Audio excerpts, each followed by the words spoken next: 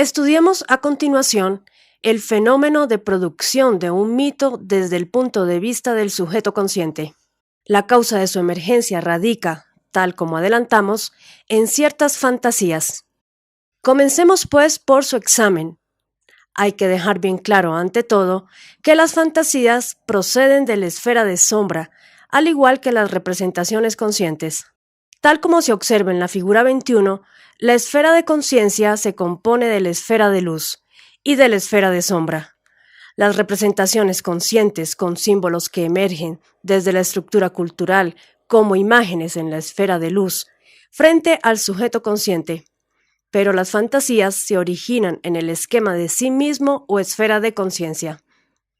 Naturalmente, esto implica que las fantasías podrían proceder también de la esfera de luz, pero ello ocurre solamente en los casos de una elevada evolución del microcosmos, cuando el sujeto consciente se halla altamente individualizado y la esfera de sombra ha sido notablemente conciencializada o reducida a esfera de luz.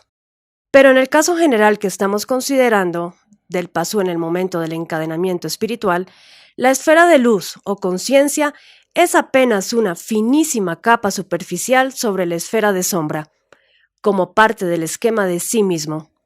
Esta capa no posee suficiente material simbólico para configurar las imágenes habituales de las fantasías.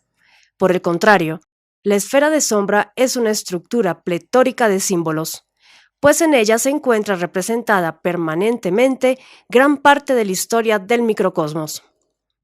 Las fantasías emergen de la esfera de sombra, es decir, del inconsciente, a requerimiento del sujeto consciente. Esto también debe quedar en claro. Las fantasías son un producto de la voluntad del sujeto consciente y por ello están referidas a él, a diferencia de las representaciones conscientes, cuya primera intención las refiere únicamente a sí mismo. El contenido de una fantasía es, por definición, irreal. En esto también se diferencian de las representaciones conscientes, que siempre representan a entes externos y a veces a entes internos, pero tan reales como los externos. Pues bien, cuando más irreal sea el contenido de una fantasía, cuanto menos corresponda con hechos o entes reales, más extrañeza provocará a la razón su interpretación. Es comprensible. La razón está habituada instintivamente a operar con entes externos, a descubrir a sus designios y a interpretarlos arquetípicamente. Pero con este operar, la razón progresa en el conocimiento de la realidad, siguiendo un patrón evolutivo insalvable. Primero se debe saber, por ejemplo, qué es un color antes de clasificarlo por septenas. Es decir, primero hay que llegar a la idea del color, abstrayendo tal cualidad de la realidad, antes de descubrir su pluralidad. Del mismo modo, podemos afirmar que sin conocer previamente al caballo, sin diferenciar su entidad de la realidad, nadie lo hubiese jamás montado, ni tampoco podría nadie entender el significado de una palabra escrita sin conocer previamente los signos de las letras. Este orden inevitable que debe seguir la razón para progresar en el conocimiento de la realidad es el que se ve alterado por la irrealidad de la fantasía. Pero las fantasías, por otra parte, son un grado superior de la facultad de imaginar y constituyen en el microcosmos el instrumento de la creación. Por una fantasía que representa un hecho evidentemente irreal, el sujeto consciente puede anticipar un hecho real, superando el orden progresivo y sistemático que la razón impone al conocimiento. Es sabido que muchas teorías fantásticas han sido verificadas empíricamente, que muchos hechos imaginados ocurren realmente y que infinidad de fantasías son, luego, verificadas por la realidad. Sin embargo, que las fantasías lleguen a corresponderse en algún momento con la realidad no es ni mucho menos su rasgo distintivo. Por el contrario, lo habitual en ellas es que parecen complacerse en escandalizar a la razón. Si hemos mencionado su contribución a la invención de las teorías o a la anticipación de hechos, es solo para mostrar que, Aun cuando la razón sea sobrepasada en primera instancia por las fantasías, se encuentra familiarizada con ellas en virtud de las verificaciones o descalificaciones a que finalmente las somete. Si se ha comprendido que toda fantasía, en la medida de su irrealidad, provoca una perturbación en la razón, habremos adelantado bastante en la explicación. Recordemos que frente a la fantasía, las flexiones del sujeto consciente dirigidas a conocerla son interpretadas por la razón como una interrogación, a la cual responde cotejando la impresión que la fantasía ha causado en el sujeto con los arquetipos de la memoria arquetípica. De esa aplicación surge un esquema que se transfiere a la estructura cultural, a donde el sujeto cultural lo vivencia y torna inteligible como concepto de un lenguaje. La representación consciente de dicho concepto se superpone y confunde con la fantasía. Como efecto de tal enmascaramiento, la fantasía pierde gran parte de su carácter irreal y se transforma en un objeto racional e inteligible, adaptado a la visión sociocultural del sujeto consciente. Claro, esto en el mejor de los casos, cuando el contenido de irrealidad es fácilmente asimilado por la razón. Pero, ¿qué ocurre cuando la fantasía alude a hechos u objetos cuya evidente irrealidad resulta absolutamente injustificable para la razón? Respuesta: la razón resulta perturbada en grado sumo por la presencia de un ser extraño, que no se deja interpretar con los arquetipos habituales, correspondientes al orden progresivo del conocimiento de lo real. El ser de fantasía requiere, para su esquematización, que la razón afecte arquetipos poco conocidos, o quizá completamente desconocidos, es decir, arquetipos que nunca antes fueron vistos individualmente en los designios de los entes. Recordemos que en cada designio están todos los arquetipos, aunque combinados de diferente manera. La actualización de tales arquetipos insólitos en la estructura cultural configura el esquema de la fantasía. Concluye allí la operación de la razón. Le toca ahora al sujeto cultural vivenciar y tornar inteligible al esquema de la fantasía. Hagamos un alto en la explicación para poner en claro la manera en que el esquema de la fantasía se transfiere a la estructura cultural. Hay que destacar, ante todo, que el hecho de que la fantasía constituye para la razón un ser extraño no implica necesariamente que su esquema haya de ser estructurado como el esquema de un ente en la estructura cultural. Esto podría ocurrir en alguna ocasión, pero lo más probable es que el esquema de la fantasía se transfiera como activación del aspecto oculto de un esquema existente. El motivo es que las fantasías, aun cuando su grado de irrealidad sea muy grande, siempre aluden en alguna medida a la realidad óntica, a hechos o entes cuyos esquemas ya están integrados en la estructura cultural. En este caso, lo que ocurre es que ciertos arquetipos insólitos, correspondientes con propiedades de la fantasía, se actualizan en un esquema ya existente, pero en un sitio remoto de la escala formativa, que va del demiurgo al ente. Con otras palabras, aquellos arquetipos insólitos, propios de la fantasía, activan ciertos símbolos arquetípicos de un esquema existente, ubicados en un plano significativo de máxima oblicuidad. Con el fin de otorgar definitiva claridad al estudio de los mitos, vamos a referirnos, a partir de aquí, a un ejemplo concreto. La fantasía consistirá en la imagen de un pez, un gran pez provisto de fornidos brazos y enormes alas de ave desplegadas. Las conclusiones a que arribemos, basadas en la fantasía del pez alado, podrán ser extendidas desde luego a todo mito.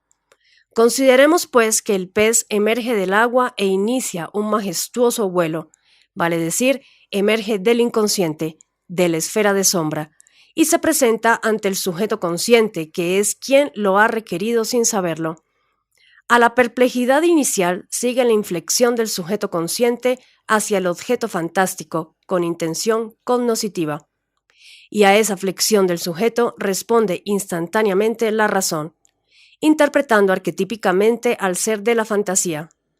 Naturalmente, el fundamento de la interpretación racional será el designio del pez, ya conocido, esquematizado y estructurado.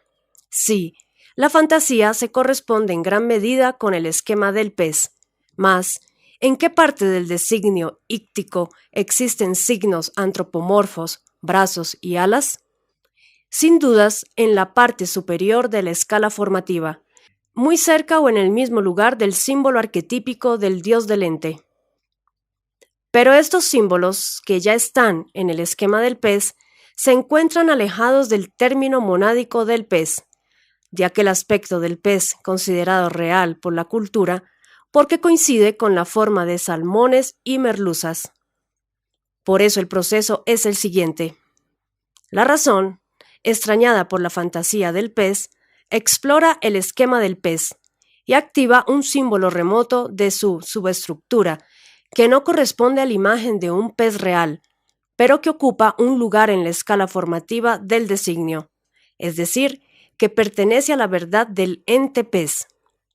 Recordemos que el contenido del designio es un plan cuya composición consta de una escala formativa arquetípica. De esta manera concluye la operación de la razón. Le toca ahora al sujeto cultural vivenciar y tornar inteligible al esquema de la fantasía. La operación de la razón, en respuesta a la interrogación del sujeto consciente, ha causado que en la estructura cultural se ilumine el sistema del pez. Observemos ahora cómo reacciona el sujeto cultural. La actualización de un sistema, su iluminación, motiva al sujeto para experimentar su vivencia. Hemos visto que, en estos casos, el sujeto cultural se sitúa sobre el sistema, con el fin de vivenciar el esquema de la relación. Pero el sujeto cultural, ¿de dónde procede? ¿Cómo llega hasta el sistema iluminado? Respuesta. Indudablemente, salvo casos de anormalidad extrema, el sujeto cultural se encuentra sobre la estructura habitual, ver artículo G del inciso anterior, en el plano de significación horizontal del lenguaje sociocultural. Para llegar al sistema iluminado, el sujeto cultural se desplaza horizontalmente por la estructura cultural sobre el plano del lenguaje habitual. Pero este llegar al sistema sobre un plano horizontal implica que el esquema será notado en su contexto, es decir, que será experimentado como concepto del lenguaje habitual. En nuestro ejemplo, el sujeto cultural notará el concepto habitual de pez, que solo es un aspecto del esquema pez, de la verdad del pez. En principio, entonces, el sujeto cultural produce la representación racional de un pez, símbolo homólogo al concepto estructural de pez. Y como la potencia activa de la relación refiere toda representación a sí mismo, el símbolo del pez emerge a la conciencia y se superpone a la fantasía del pez alado. Desde luego, todo esto ocurre muy rápidamente.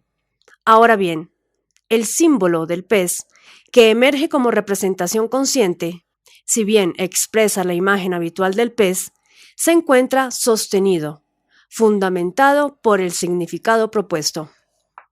Recordemos que cuando el sujeto cultural experimenta la vivencia del concepto estructural, el pensamiento consiste en un juicio sintético a priori sobre el pez. La representación del concepto es un símbolo fundado sobre un significado propuesto por la facultad traductiva. Por eso el símbolo del pez, que emerge y se superpone a la fantasía pez, se compone de la imagen habitual del pez y de la proposición significativa del concepto pez. Retomemos el punto de vista del sujeto consciente. Frente a él se encuentra un objeto ideal hacia el que se ha dirigido su atención. Surge entonces la representación consciente del pez, y en un movimiento casi inadvertible, enmascara al objeto ideal. Entonces ocurre el siguiente efecto.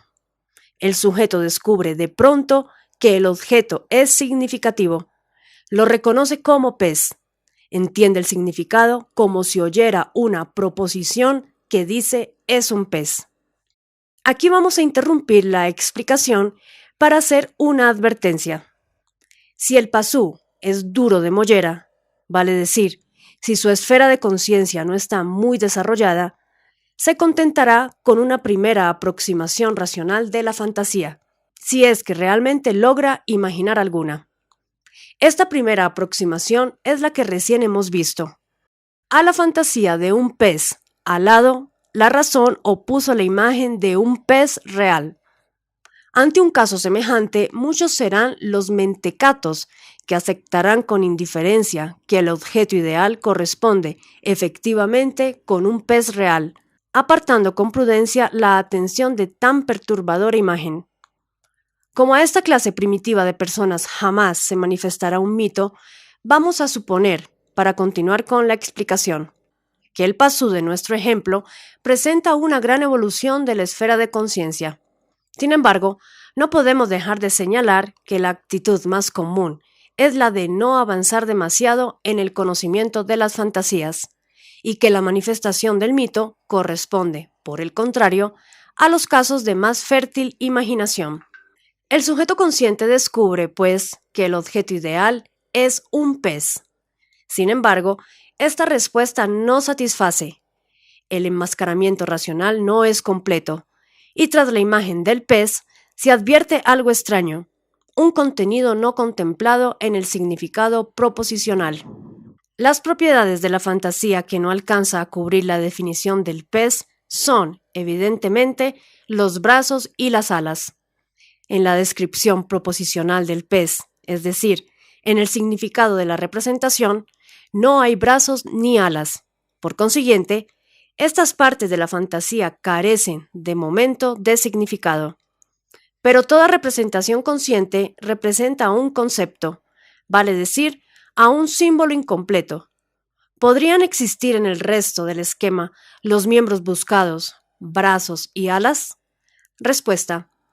Tal como ya se adelantó, el esquema consiste en la interpretación del designio e incluye a las escalas formativas arquetípicas en su composición sémica.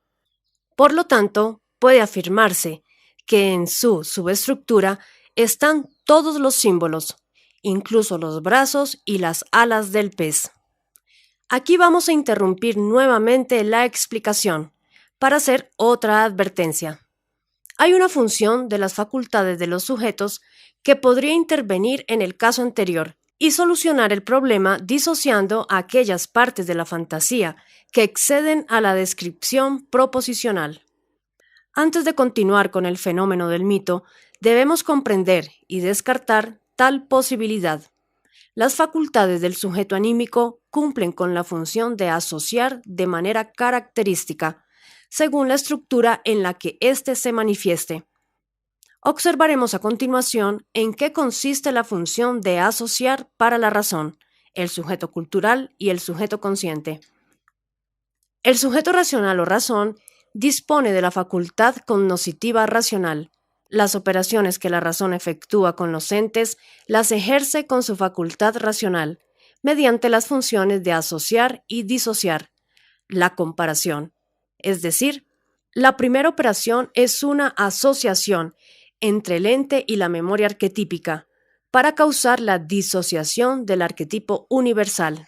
La interpretación, es decir, la segunda operación es la asociación del designio con la memoria arquetípica para construir el esquema, etc. El sujeto cultural dispone de la facultad traductiva. Por medio de la misma es capaz de notar el significado del esquema, en el contexto significativo de un lenguaje, como concepto estructural o tajada de la relación. Pues bien, como ejemplo de la función de asociar, solo vamos a mencionar algunas operaciones que la facultad traductiva permite ejercer al sujeto, siempre en el mismo plano contextual de un lenguaje. En efecto, el sujeto puede asociar conceptos por contigüidad o ley de falsa connotación, por semejanza formal o ley de homonimia, por semejanza de significado o ley de sinonimia, por homología estructural o ley de reducción sistemática, por ordinalidad o ley de causalidad, por cardinalidad o principio de valor, por contraste u oposición, o ley dialéctica, etc. Como vemos, la función de asociar es una herramienta de gran complejidad y alcance para la facultad traductiva. Su complemento, la función de disociar, hace posible, por otra parte, la abstracción estructural, vale decir, la notación de cierta forma sistemática particular dentro de un sistema general de conceptos. Pero la función de asociar es también propia de la facultad de imaginar. Por su intermedio, el sujeto consciente puede asociar ideas, disociarlas y abstraer cualidades dentro de una misma idea. Sin embargo, teniendo presente la unidad esencial del sujeto anímico, hay que considerar a la asociación como una única función, que se va ampliando a medida que evolucionan las estructuras de la psique. Con otras palabras, hay que considerar que, en cada facultad, se agrega a la función de asociar que le es propia el alcance demostrado en la estructura inmediatamente inferior. Así, la función de asociar, disponible al sujeto cultural, agrega a sus posibilidades de vincular conceptos en la estructura cultural, también las posibilidades de que disponía el sujeto racional de vincular arquetipos en la memoria arquetípica. Y la función de asociar, propia de la facultad de imaginar, pone a disposición del sujeto consciente, además de la asociación de imágenes, la posibilidad de vincular símbolos arquetípicos, conceptos, afectos, etc. Esto se comprobará mejor si tenemos presente que el más elevado pensamiento que pueda mentar el pasú, el pensamiento consciente, tiene como contenido a la idea, la cual se compone de imagen y significado.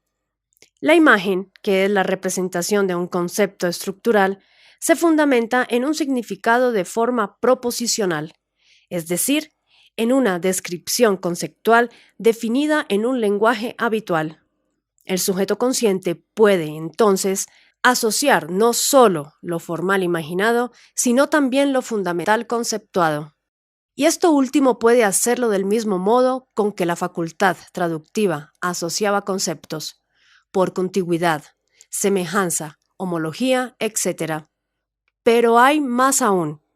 La estructura cultural ocupa parte del espacio analógico de las esferas afectiva y racional, quienes se encuentran compenetradas entre sí y forman la esfera de sombra. Hasta ahora, hemos estudiado la estructura cultural desde el punto de vista racional, pero no hay que olvidar que cada elemento suyo, cada principio, cada relación, cada sistema, posee un contenido afectivo esencial. En toda idea como componente de la primera intención, que dirige la representación inteligiblemente hacia sí mismo, hay una referencia afectiva que apunta irracionalmente hacia el corazón. Tal referencia afectiva es esencial de toda idea, vale decir, no puede ser eliminada sin destruir el ser del objeto ideal. Por consiguiente, es percibida por el sujeto consciente como una propiedad objetiva, como una nota emocional característica. Por eso dijimos más atrás que el sujeto consciente tiene la posibilidad de asociar afectos, porque la distinción de las notas emocionales características de las ideas puede constituir el motivo de su asociación.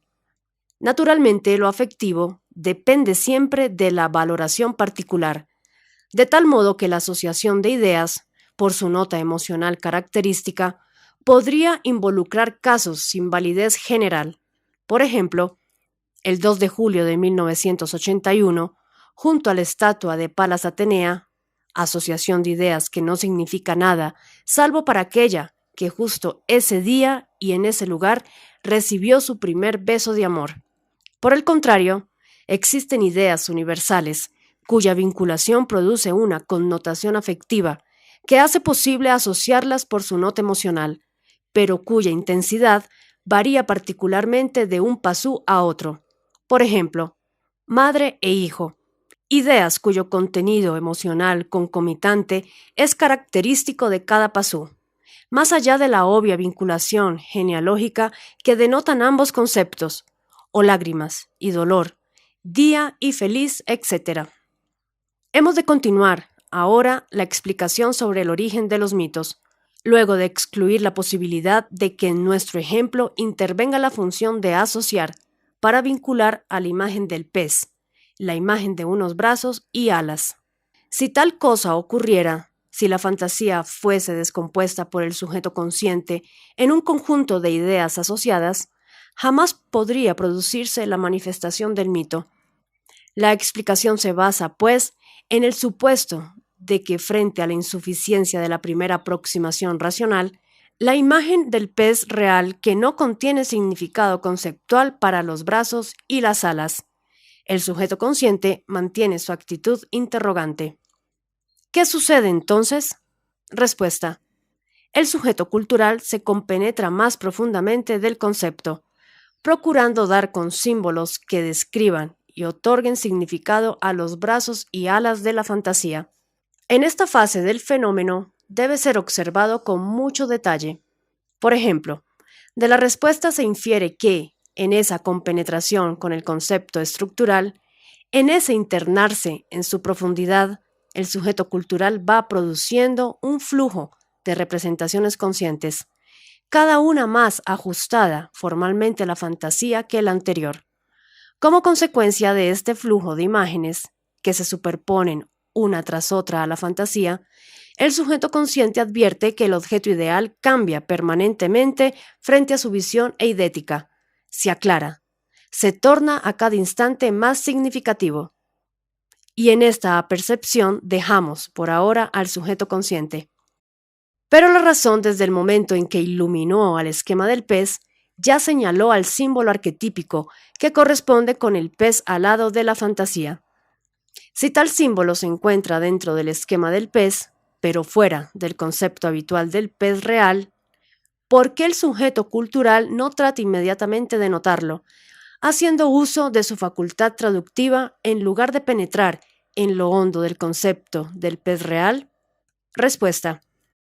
Porque el sujeto cultural es reacio a pasar del plano de significación del lenguaje habitual a otro plano extremadamente oblicuo.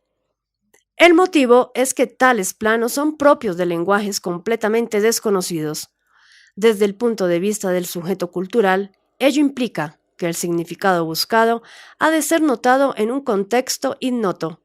Si se toma en consideración el temor que lo desconocido suele inspirar a todo sujeto cognoscente, se estará en condiciones de comprender la reacción morosa del sujeto cultural.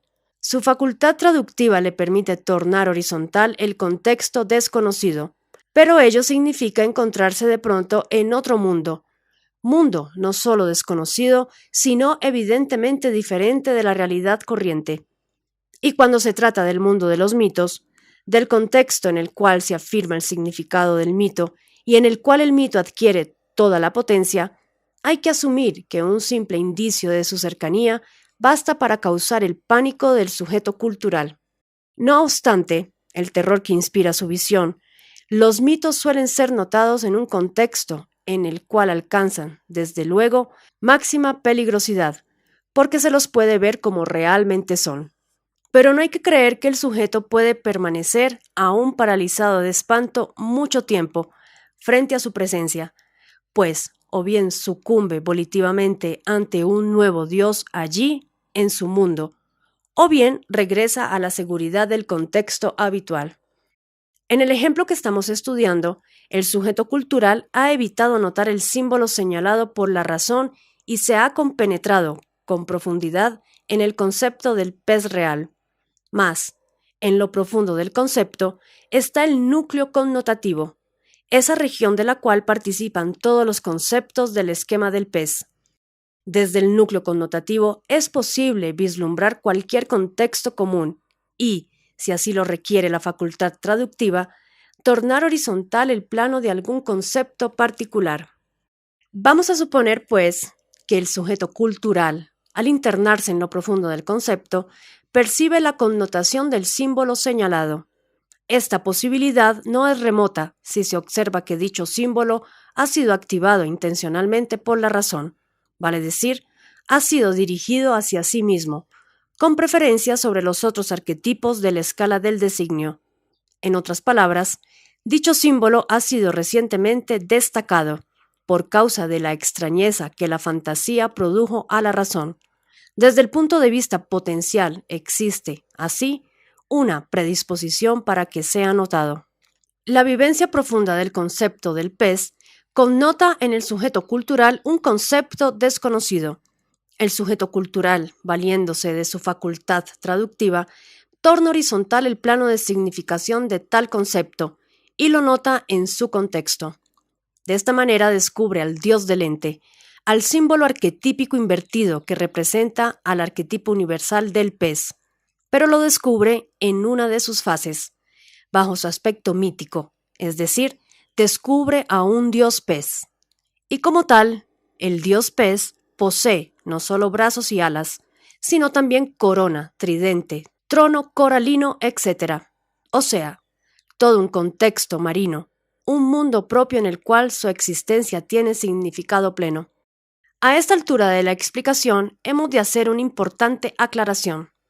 En efecto, sea que el mito haya sido connotado por el concepto habitual, o sea que haya sido notado como concepto oblicuo, lo importante es que, cuando el sujeto cultural nota el mito en su contexto, pueden ocurrir dos fenómenos: que la potencia activa del mito domine a la voluntad del sujeto cultural, o que la voluntad del sujeto cultural domine al mito. El caso que estamos estudiando corresponde al segundo fenómeno, pero vamos a comentar también el primero por ser causante de un tipo bastante frecuente de locura. Primero, en principio hay que advertir que los mitos, en tanto que símbolos arquetípicos, ocupan un lugar en el esquema, equivalente al que los arquetipos que representan ocupaban en la escala formativa o plan del designio demiúrgico. Los mitos son, entonces, símbolos bien trabados, que rara vez habrán de manifestarse por su cuenta. Y el contexto mítico es siempre un mundo desconocido e irreal, que sostiene pocos puntos de contacto con la realidad sociocultural. De manera que la posibilidad que examinamos puede considerarse extrema, pues lo normal es la no manifestación del mito, solo la extrañeza o el desconcierto de la razón, por causa de una fantasía o por cualquier otro motivo, incluso uno patológico, harán que el mito quede señalado y se destaque para la notación del sujeto cultural. Observemos el primer fenómeno. La potencia activa del mito le permite dominar al sujeto cultural. ¿Cómo puede ser esto posible? Respuesta. Aunque en la segunda parte se verá en detalle, adelantemos que su visión produce una parálisis volitiva en el sujeto cultural, el que se ve compelido a identificarse con el mito y a acompañarlo en su proceso.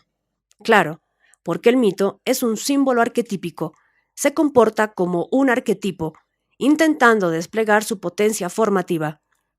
Sin embargo, acá no nos interesa tanto el cómo, sino qué ocurre cuando el sujeto cultural es fagocitado por el mito.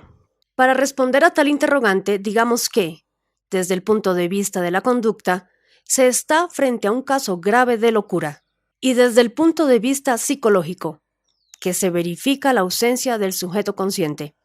Es comprensible.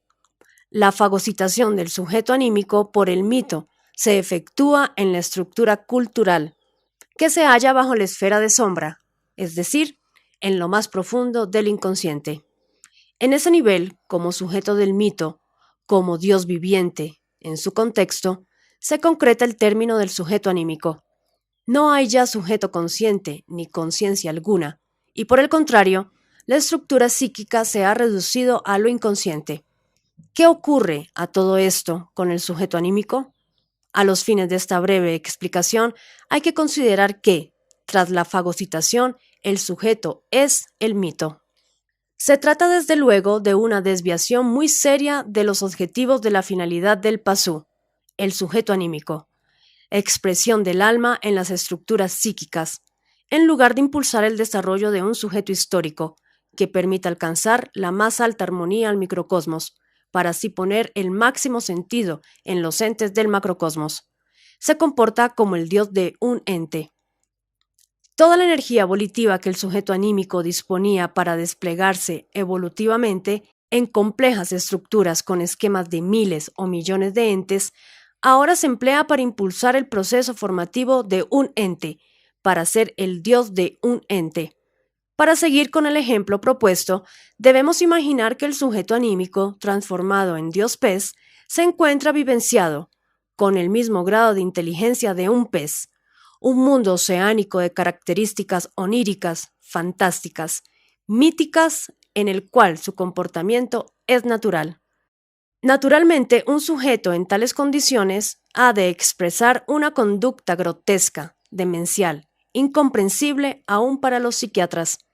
Basta pensar que en un caso de locura semejante, el enfermo difícilmente consiga articular palabra del lenguaje sociocultural, puesto que el sujeto se encuentra radicado permanentemente en el plano contextual del mito, en el mundo donde el mito tiene su significado.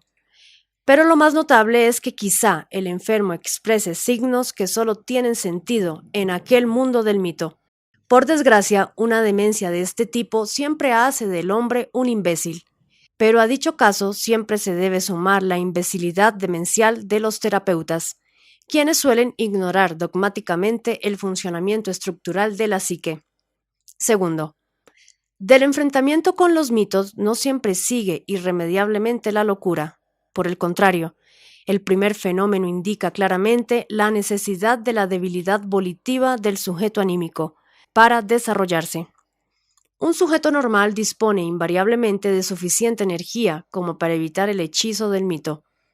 Si tal es el caso, si se trata de un sujeto normal, entonces puede ocurrir el segundo fenómeno. Pero, si el sujeto es capaz de dominar la situación, si consigue abandonar al mito y a su contexto alucinante y regresar, por ejemplo, al plano del lenguaje habitual, ¿por qué hablamos de fenómeno? ¿Acaso la mera notación del mito, el atisbo fugaz de su significado oculto, bastan para producir una consecuencia fenoménica? Respuesta: en efecto, el solo hecho de que el sujeto cultural establezca un contacto con el mito, por fugaz que éste sea, genera la representación de un símbolo sagrado. La emergencia de los símbolos sagrados constituye, para el sujeto consciente, el fenómeno del mito. La respuesta será clara si tenemos presente todo lo que sabemos sobre la figura 21. Allí se ha mostrado un caso general de representación consciente, y'. En general, el sujeto cultural concibe un símbolo representativo, y, cada vez que anima un concepto tajada XX. Consecuentemente, en el caso particular de que el concepto comprenda a un mito, el fenómeno ha de ser análogo al que describe la figura 21, vale decir, la representación racional del concepto mito ha de ser el símbolo sagrado. De acuerdo con lo estudiado, el símbolo sagrado, en tanto que la representación racional de un concepto, emergerá también hacia la esfera de luz como idea, es decir, imagen y significado. Por supuesto, tal imagen corresponde formalmente al símbolo sagrado, y como todo símbolo, su complexión sustancial estará constituida por la energía psíquica con todas sus notas. La potencia activa del concepto mito determina la dirección de la energía del símbolo emergente, por su referencia a sí mismo. El símbolo sagrado tiene, así, primera intención, mas, ¿cómo está compuesta esta referencia a sí mismo del concepto mito? Vale decir, ¿a qué caso de los estudiados en el comentario octavo del artículo F responde la emergencia del símbolo sagrado? Respuesta: el caso es, sin dudas, el C, aquel en que la referencia a sí mismo se compone de una referencia afectiva y racional de gran magnitud y de una referencia racional débil. En este caso, el símbolo se inclina hacia la esfera afectiva, hacia el corazón, hacia el sujeto irracional. Pero lo interesante aquí es entender por qué el símbolo sagrado emerge según el caso C. Y el motivo es el siguiente. La razón, al interpretar el designio de un ente externo, por ejemplo, un pez, refiere con respecto a sí mismo la potencia del esquema del pez. Los componentes de esta referencia son fijos y característicos de cada esquema, pues dependen de la impresión con que los entes afectan las esferas racional y afectiva al ser conocidos. Pero, no obstante, que para todo el esquema existe una referencia a sí mismo en función de las referencias racional y afectiva fijas. Los componentes de la referencia a sí mismo pueden variar con cada concepto del esquema. El grado de tal variación está en relación directa con la evolución de la facultad traductiva del sujeto cultural. La variación se produce cada vez que el sujeto nota un concepto de un lenguaje no habitual o simplemente desconocido. La ley es, cuanto más desconocido sea el lenguaje contextual en que es notado un concepto, tanto mayor será la magnitud de la referencia afectiva y racional que influirá en la dirección del símbolo homólogo emergente. Por el contrario, cuando el lenguaje es habitual, las referencias 3 y 4 son equilibradas y componen una referencia a sí mismo del caso A, capaz de dirigir la energía del símbolo emergente directamente a la esfera de luz. El mito, por ser notado en el lenguaje contextual de un plano de máxima oblicuidad, causa una referencia afectiva de gran magnitud que inclina, según vimos, al símbolo sagrado hacia la esfera afectiva y el sujeto irracional. Cuando estudiemos el comportamiento autónomo del mito en el próximo artículo, se pondrá en evidencia la importancia que reviste el hecho de que el símbolo sagrado pertenezca al caso C. En lo que sigue, partimos de la hipótesis de que el símbolo sagrado emerge en la esfera de luz y se presenta frente al sujeto consciente. El término de esa emergencia es la fantasía, a la que el símbolo sagrado se superpone, del mismo modo que lo hace cualquier símbolo o representación consciente para responder a la flexión cognoscitiva del sujeto consciente. Regresemos ahora al punto de vista del sujeto consciente y hagamos un resumen de lo ocurrido hasta aquí. En principio, el sujeto percibe directamente a la fantasía del pez salado. Las flexiones que realiza para comprenderla provocan la reacción de la razón y su respuesta conduce al sujeto cultural a notar el concepto del pez real y a producir su representación racional. Casi instantáneamente emerge la imagen del pez real y se superpone a la fantasía. El sujeto consciente apercibe entonces que la fantasía es un pez, pero simultáneamente intuye que la descripción es incompleta al mantener su atención reflexiva dirigida a la fantasía, con el objetivo de comprender los brazos y las alas, que aún carecen de significado racional. El sujeto consciente obliga al sujeto cultural a profundizar en el concepto tajada del pez real. Se produce así un flujo de imágenes del pez real que en procesión se van superponiendo a la fantasía y ocasionan al sujeto consciente la percepción de que la fantasía se va tornando cada vez más significativa. En este punto habíamos quedado. Observemos que ese mayor significado que el sujeto consciente apercibe en la fantasía a cada instante implica una denotación cada vez menor del pez real y cada vez más aproximada al pez alado. Sin embargo, hasta aquí, el fenómeno no difiere en nada del enmascaramiento racional de las fantasías que estudiamos en el comentario segundo del artículo anterior. Por supuesto, cuando la situación cambia radicalmente, es en el momento en que emerge en la esfera de luz el símbolo sagrado. Entonces la fantasía deja de intervenir en el fenómeno y se ausenta definitivamente del plano objetivo. ¿Por qué? Respuesta: porque el enmascaramiento por un símbolo sagrado resulta energéticamente insuperable para cualquier objeto ideal. Ahora bien, toda representación consciente, aun aquella que enmascara una fantasía, intenta desplegar en un proceso la potencia de sus símbolos arquetípicos, proceso que, según vimos, enajena la atención del sujeto consciente y pone a prueba su fuerza volitiva. El símbolo sagrado, como toda representación que enmascara a una fantasía, inicia un proceso intelectual autónomo en el instante mismo que irrumpe en la esfera de luz. Pero hay una diferencia entre ambos procesos, una esencial y peligrosa diferencia. Mientras que toda representación está referida a sí mismo, al esquema de sí mismo, es decir, a la esfera de conciencia, el símbolo sagrado se presenta en la esfera de luz, referido al sujeto consciente. Ocurre así porque el símbolo sagrado se ha montado de entrada sobre una fantasía, sobre un objeto ideal sostenido esencialmente por el sujeto. Esto se entenderá mejor si recordamos que toda fantasía representa objetos o situaciones objetivas, irreales, sin existencia en el mundo exterior. Tales objetos irreales, objetos de la fantasía o fantasmas, solo pueden existir en la mente como productos del sujeto consciente. El sujeto consciente sostiene la existencia de la fantasía, por más evidentemente irreal que sea su contenido. Y por eso el símbolo sagrado que se superpone a ella, que de ella recibe su fundamento, resulta también esencialmente apuntalado por el sujeto consciente, referido a éste. Resulta clara la diferencia apuntada.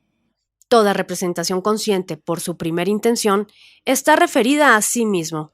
Las fantasías, en cambio, no poseen primera intención, son producto del sujeto consciente, creaciones, y están sostenidas por éste, el símbolo sagrado, cuya emergencia tuvo como origen la percepción de una fantasía, se manifiesta frente al sujeto consciente, en sustitución de la fantasía como objeto de apercepción.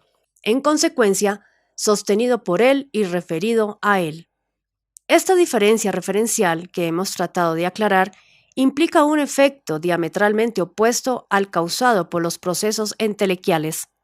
Si el objeto ideal es una representación referida a sí mismo, su proceso se desarrollará frente al sujeto como espectáculo, y el sujeto consciente como espectador podrá atender o no a tal espectáculo.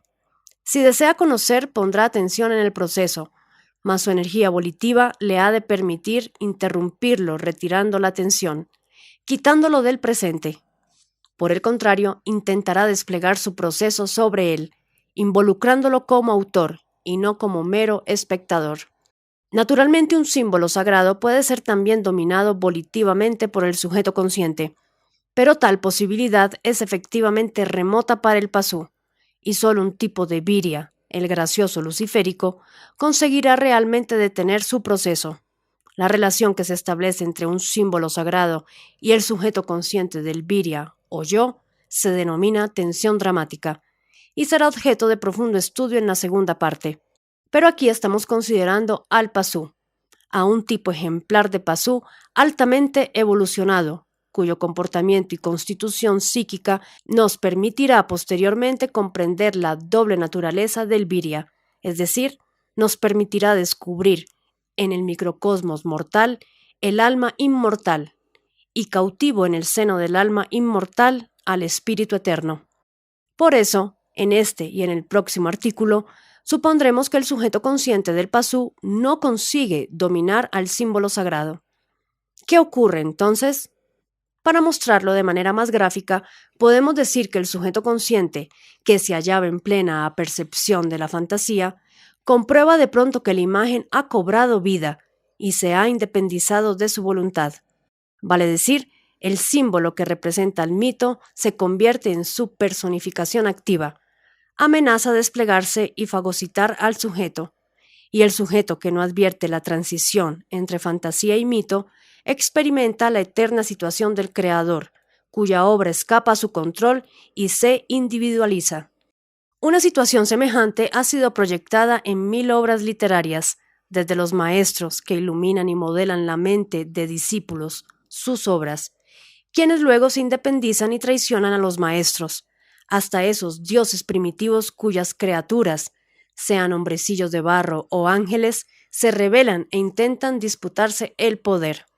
Pero en verdad, despojando al fenómeno de todo argumento mítico, es decir, de las costras culturales, puede verse que la oposición criatura-creador tiene su origen en la tensión dramática entre el símbolo sagrado y el sujeto consciente.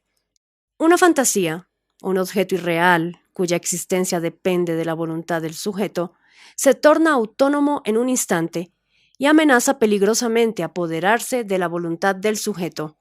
¿Qué ha pasado en realidad? Que el sujeto consciente no advierte la sustitución de la fantasía por el mito y cree presenciar un mismo fenómeno en su continuidad procesual. Mas la fantasía, el objeto producido por el sujeto consciente, ha dejado efectivamente de intervenir en el fenómeno desde el instante en que el símbolo sagrado emergió en la esfera de luz. Y resulta, al fin, que el sujeto es víctima de un engaño. No es creador ni mucho menos del monstruo que intenta devorarlo. La falsificación, como vimos, ha sido efectuada por el símbolo sagrado. Si hay un culpable del engaño, sin dudas está aquí, detrás del símbolo sagrado. Pero, ¿qué es un símbolo sagrado? No solo la representación del mito, sino el término de una procesión de formas que arranca en el arquetipo universal, quien está, según sabemos, sostenido por la voluntad del demiurgo.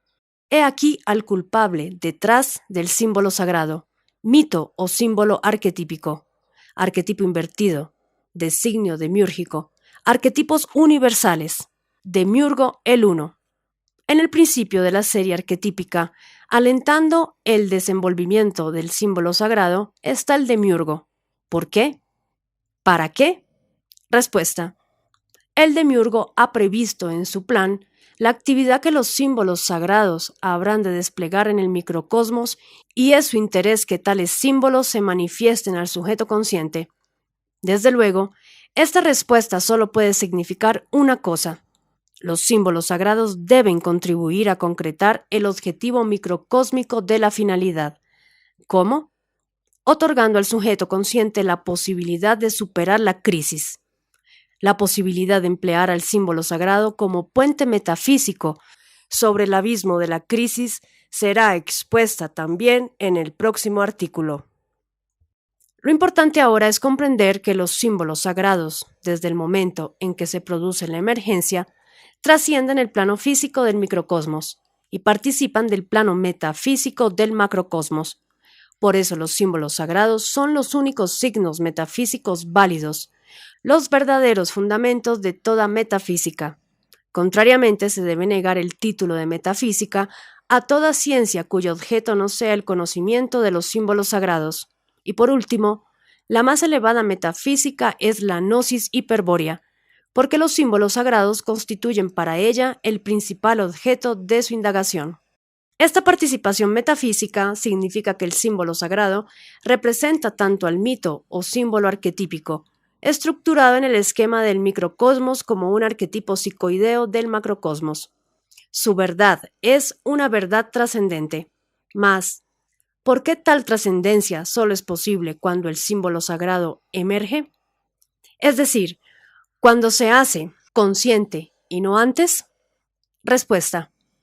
Porque solo entonces, cuando hay símbolo sagrado, representación de un mito, se da el caso de que un símbolo arquetípico situado al principio de la escala formativa del designio sea activado energéticamente por separado. Al actualizar el símbolo sagrado, se desengancha un eslabón de la cadena, pero tal eslabón solo puede existir por separado si participa de un arquetipo universal y es sostenido por éste. Hemos visto que el mito puede fagocitar al sujeto cultural mientras se encuentre en su contexto esquemático, y en tanto el sujeto manifieste debilidad volitiva. Pero si el sujeto se retira a su contexto habitual, el mito no significa nada. Incluso, el sujeto podría ignorar toda la vida, y esto es lo más común, la existencia de los mitos estructurados. Pero, si un mito es representado fuera de su contexto, ello equivale a separar el primer eslabón de una cadena evolutiva que va del arquetipo universal al ente, vale decir, equivale a actualizar en el microcosmos un arquetipo universal en el primer instante de su despliegue evolutivo, de modo que el símbolo sagrado, al emerger de la esfera de luz y sustituir a la fantasía como objeto de apercepción del sujeto consciente, está poniendo al sujeto consciente no en un mero contacto con el mito esquemático, sino con un arquetipo universal, y a través de él con el demiurgo. Es cierto entonces que todo símbolo sagrado, cualquiera sea su signo, desde el complejo Zeus olímpico hasta la abstracta cruz, representan al Dios del universo, a el Uno, al demiurgo cósmico. El símbolo sagrado es un trasfondo metafísico que hay que trascender. Participa o es la manifestación revelada de la voluntad de el Uno. La voluntad del demiurgo, presente tras los símbolos sagrados, explica por qué su aparición frente al sujeto consciente no causa jamás una locura del tipo descrito como primer fenómeno. Aquí, por el contrario, de una regresión formal al mundo primitivo del mito, se corre el peligro de convertirse en representante de Dios en la tierra, profeta, enviado divino, reformador social, héroe, hombre del destino, etc. Vale decir, se corre el peligro de que el sujeto anímico se identifique con una función colectiva y cese de evolucionar como individuo.